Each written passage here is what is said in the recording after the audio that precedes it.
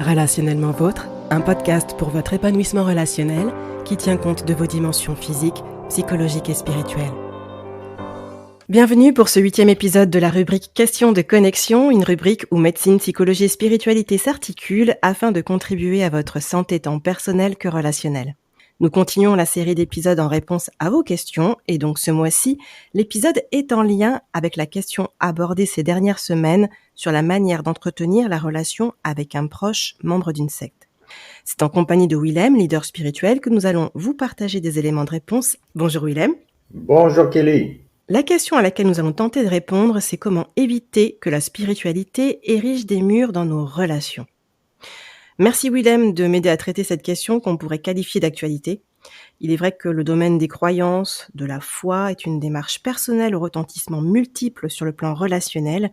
Et il arrive parfois que le message de paix, d'amour rattaché à la foi soit déformé, galvaudé et amène de violents conflits, de la distance, voire même une rupture du lien dans des relations familiales, conjugales ou amicales. Que faire pour éviter d'en arriver là ? C'est ce que nous vous proposons de voir ensemble. Dans un premier temps, Willem, selon toi, quelles peuvent être les pierres utilisées concernant la spiritualité pour monter des murs dans nos relations ? J'aimerais introduire ta question avec la définition d'un terme qui concerne le sujet du podcast d'aujourd'hui. Il s'agit de l'abus spirituel. De quoi s'agit-il ? Dans son ouvrage L'accompagnement psychologique et spirituel, l'auteur Jacques Poujol avance que l'abus spirituel se définit comme un mauvais traitement spirituel et psychologique infligé à une personne. Ce mauvais traitement a pour conséquence d'affaiblir, voire de détruire cette personne et de la rendre dépendante, tant psychologiquement que spirituellement. On parle d'abus spirituel lorsqu'une personne, que ce soit un pasteur, un prêtre ou tout autre responsable dans une communauté, une paroisse, une église, donc lorsqu'une personne profite de sa position d'autorité pour contrôler ou dominer une autre personne. Cela se traduit souvent par une violation des sentiments de la personne, de sa vie privée, de ses opinions, sans se préoccuper des conséquences sur sa qualité de vie et son équilibre psychospirituel. On parle aussi d'abus spirituel lorsqu'une personne en situation de responsabilité se sert d'autrui pour gérer certains de ses propres besoins psychologiques ou émotionnels, ou ceux de l'institution qu'il représente. Dans tous les cas, la spiritualité est utilisée comme moyen permettant d'obtenir d'autrui une obéissance à certaines normes entre guillemets. La constante de tout abus spirituel est que la victime se trouve objet du désir du responsable et donc niée en tant que sujet désirant. Toute institution, même religieuse, doit être au service de la personne et non le contraire. Ainsi, l'Église est faite pour aider l'homme à se construire et à vivre sa relation avec Dieu et non l'inverse. J'ai également retenu dans l'ouvrage de Gary Collins, Christian Counseling, que la maltraitance spirituelle implique l'exploitation de personnes dans des églises ou d'autres organismes religieux par des dirigeants qui sont le plus souvent autoritaires, contrôlants, soucieux de leur image et intolérants à la critique. Les dirigeants exigent le plus souvent de manière excessive l'allégeance, le temps, l'argent, le dévouement et les comportements strictement prescrits de leurs partisans. Souvent, ces demandes sont justifiées par des arguments théologiques et ceux qui ne sont pas d'accord risquent d'être condamnés, ridiculisés, davantage contrôlés ou carrément expulsés de la communauté. Les personnes victimes de violences spirituelles ne subissent peut-être pas de mal physique, mais elles se sentent confuses, utilisées, effrayées, désillusionnées par les autorités spirituelles, voire incapables de faire confiance à Dieu. Fin de citation. Et donc, la réponse à ta question se trouve dans ce que nous venons de dire. Oui. Si une personne se trouve dans un système spirituel abusif et qu'elle ne s'en rend pas compte, Elle sera conditionnée pour faire ce qu'on lui demande. Cela peut être par exemple avoir toujours raison dans une conversation où l'on parle de sa communauté, Mhm. de son responsable spirituel, des pratiques et même de l'interprétation des textes sacrés, des textes bibliques, etc.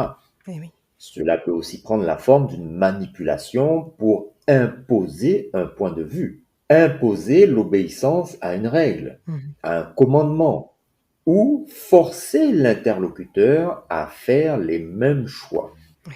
On peut retenir que l'exigence, le contrôle des autres ou la domination sont généralement des ingrédients qui seront utilisés sans le libre consentement de la personne, sans tenir compte de son opinion, ce qui ne peut que mettre des barrières ou alors c'est faire une victime de plus. Effectivement.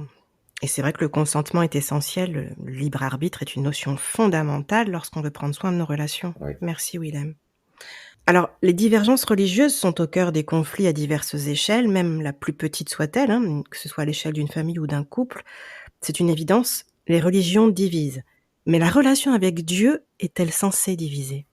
Effectivement, les religions divisent et certains font la guerre, tuent, massacrent sur la base de leurs convictions soi-disant religieuses. Mhm. Mais il devrait en être tout autre si l'on dit avoir une relation avec Dieu.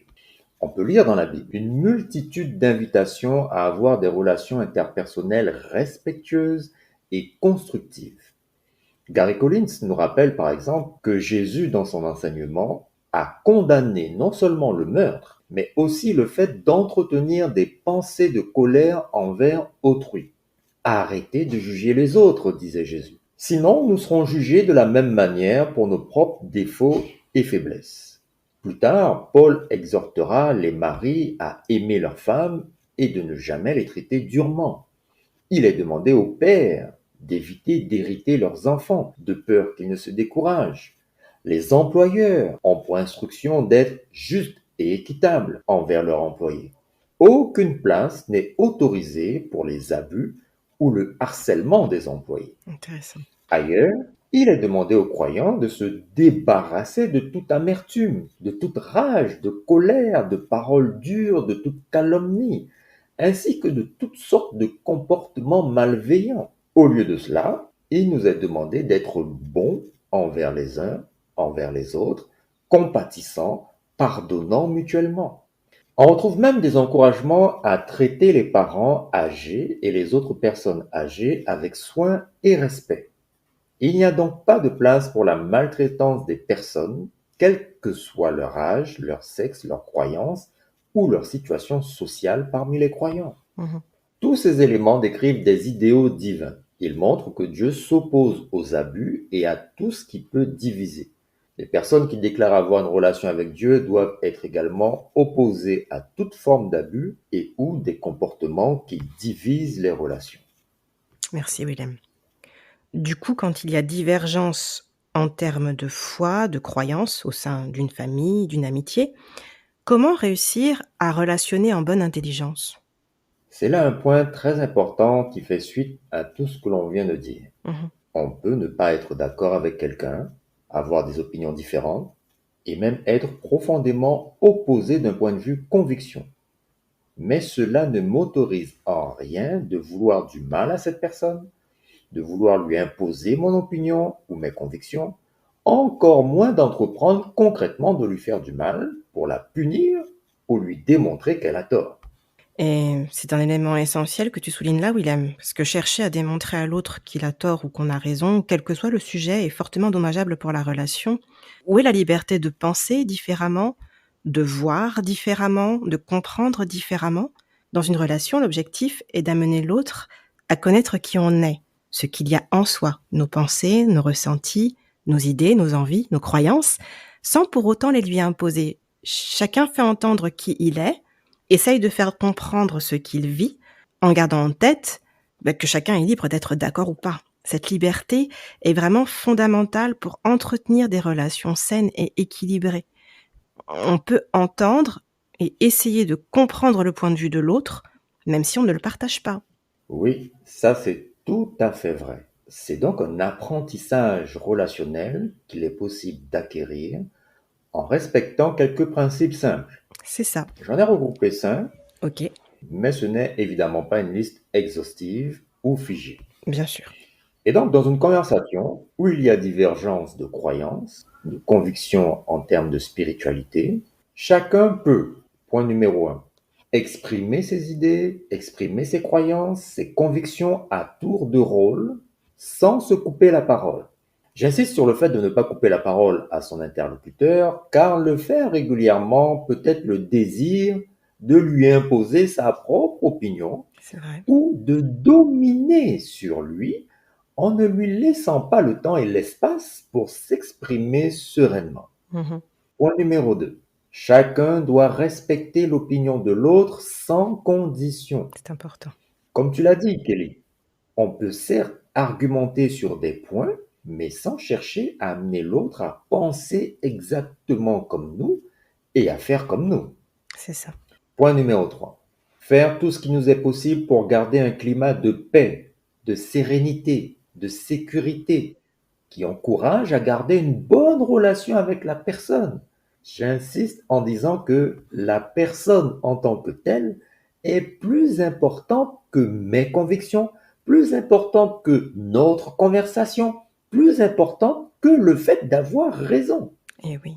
Point numéro 4. Si l'on a entretenu une atmosphère de paix tout au long de la conversation, on doit pouvoir se quitter dans la paix, sans rancune, sans amertume, surtout sans colère, car notre relation est plus importante que nos convictions divergentes, ce qui nous permet de nous revoir sans difficulté. Très intéressant. Point numéro 5. Dans ce cas, se quitter dans la paix peut permettre de prendre le temps sereinement pour repenser à la conversation et prendre du recul sur les points qui ont été abordés. Parfois, ça nous arrive tous, Kelly. Oui. Dans le feu de l'action, les mots peuvent dépasser la pensée. Hélas. On peut avancer des choses plus ou moins inventées pour tenir tête à l'autre ou avoir absolument raison. Eh bien, en prenant du recul, cela peut nous permettre de revenir sur certaines de nos affirmations et faire notre mea culpa. Mhm. Ce qui fait que la prochaine fois que je revois la personne, comme notre relation est toujours bonne, je peux revenir sur certains points et arguments que j'avais avancés et que je remets en cause. Oui, c'est vraiment ça, relationner en faisant preuve d'ouverture avec une communication bienveillante. Comme tu l'as dit, Willem, on se focalise sur l'autre et non sur soi, en faisant son possible pour garder ou ramener la paix dans la relation. Et si vous voulez une conversation constructive, vous pouvez poser des questions, en vous intéressant bien sûr sincèrement à la réponse, tant qu'à faire, dans le but de comprendre l'autre et non de le contredire, ni le contrer, encore moins le convaincre. Oui. On essaie de comprendre ensemble en quoi on n'est pas d'accord, pourquoi on n'est pas d'accord, et ainsi on peut continuer à être en relation tout en se respectant mutuellement. Il y a des limites qu'on va poser, qu'on va respecter vis-à-vis de l'autre par rapport à ces désaccords finalement qu'on aura pu évoquer, aborder ensemble. Tout à fait. Du coup, Willem, en tant que leader spirituel, tu es plus que conscient des débordements et travers qu'il peut malheureusement y avoir sur le plan spirituel, justement. Que faire quand un leader spirituel impose de mettre de la distance avec sa famille, ses amis, qu'il interdit, ou du moins qu'il encourage fortement, d'arrêter de fréquenter certaines personnes? Hélas, c'est une situation qui revient, j'allais pas dire souvent, mais ça s'entend et on la rencontre. Si quelqu'un fait face à ce type de leader spirituel, il est clair que l'on est dans une forme d'abus spirituel. Mm. Un leader spirituel ne devrait pas imposer qui la personne doit fréquenter et qui elle ne doit pas fréquenter. Il n'a pas non plus pour rôle de régenter la vie de quelqu'un, de la codifier en lui disant quoi faire et quoi ne pas faire. Mm. Si donc il est demandé à quelqu'un de mettre de la distance avec certains de ses proches, voici quelques points que cette personne peut passer en revue et qui peuvent l'aider à mieux se situer. Ok. Quelle est la raison fondamentale qui motive la demande de ce leader spirituel? Mm. Est-ce parce que je fréquente de mauvaises personnes? Est-ce que ces personnes étaient à mes yeux, entre guillemets, mauvaises avant de rencontrer ce leader spirituel? Quels critères sont pris en compte pour qualifier ces personnes de mauvaises et qui justifieraient un éloignement? Effectivement. Ces critères sont-ils juste à mes yeux et non pas simplement aux yeux du leader? Quelle relation j'ai entretenue avec ces personnes de mon entourage jusqu'à maintenant? Étaient-ce de bonnes relations? Si je m'interroge moi-même en étant totalement honnête, est-ce que je voudrais garder ces relations, Mmh. surtout si elles étaient bonnes? Qu'est-ce que cela changerait si je dis à mon leader spirituel que je vais tout de même garder mes relations avec mes proches? Est-ce qu'il va se fâcher? Est-ce que je serai discrédité? Est-ce que je serai menacé d'exclusion? Est-ce que je serai sous le coup d'une sanction? Si oui, comme nous l'avons vu aujourd'hui, il s'agit d'un cas d'abus spirituel caractérisé. Exactement. La personne ne doit pas rester dans cet environnement abusif. Dans le cas où je ne respecte pas l'invitation de mon leader spirituel à m'éloigner de mes proches, est-ce que je peux en toute liberté continuer à fréquenter cette communauté? Est-ce que je peux encore donner mon avis, m'exprimer sans contrainte? Je terminerai en disant qu'un leader spirituel est avant tout présent aux côtés des personnes pour les aider à découvrir la spiritualité, les aider à franchir les étapes de la maturité spirituelle pour justement pouvoir penser, réfléchir et décider par elles-mêmes. On a certes besoin de conseils dans ce cheminement, mais pas d'imposition. Et même si, comme dans toute communauté ou toute société, il existe des règles à respecter, il faut que ces règles s'instaurent dans un cadre précis, que ce cadre soit correctement communiqué et que surtout, les personnes soient libres d'adhérer ou non en toute connaissance de cause. Merci beaucoup pour ces questions de réflexion et cet éclairage, Willem. C'est vrai qu'au final, ta réponse, renvoie chacun à sa conscience, sa volonté, son esprit critique et au fond, c'est ça la spiritualité, c'est se poser des questions, chercher des réponses en faisant preuve de discernement. Eh bien oui, Si quelque chose nous alerte, nous interpelle, nous dérange, nous déplaît, c'est OK d'en tenir compte, n'est-ce pas? tout à fait. Et donc on peut essayer de comprendre ce qu'il y a derrière. C'est pas forcément anodin pour autant. Non, non, pas du tout, au contraire. Donc merci beaucoup Willem. Et selon toi, en quoi est-il important d'être attentif et vigilant dans la pratique de sa foi pour maintenir des relations saines, quelle que soit la relation? Nous l'avons déjà dit, mais il est bon de le répéter. Mmh. Je ne dois en aucun cas imposer à l'autre mes convictions spirituelles et faire en sorte que la personne me rejoigne dans mes pratiques, alors même que ce n'était pas son intention. Je ne dois pas user de persuasion pour réussir à avoir raison à tout prix. Une relation avec quelqu'un est bien plus importante que gagner ou perdre un inutile combat de mots et d'arguments. C'est vrai. Il faut absolument maintenir une atmosphère de paix et de conciliation pour préserver la relation, se quitter sans heurts et continuer à se fréquenter normalement. Des convictions différentes ne justifient en aucun cas le brisement d'une relation. On peut arrêter, certes, de se fréquenter pour des raisons particulières, Oui, bien sûr. mais pas parce que nous avons des convictions différentes, surtout si le cheminement spirituel d'une des deux parties est récent, alors que la relation entre les deux parties est beaucoup plus ancienne. Effectivement. Enfin, je crois que quand on chemine spirituellement, on fait de belles expériences avec Dieu, que l'on souhaite partager à notre entourage, c'est normal. Lors de ces partages, je dois apprendre à le faire avec respect des autres, en laissant avant tout les changements positifs dans ma vie parler pour moi, plutôt que d'aligner des séries d'arguments verbaux qui peuvent plaider en ma défaveur finalement. C'est très juste.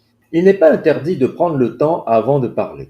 On peut certes partager rapidement ce que nous avons entrepris spirituellement de faire, mais on peut prendre le temps avant d'inviter les autres à nous suivre, par exemple.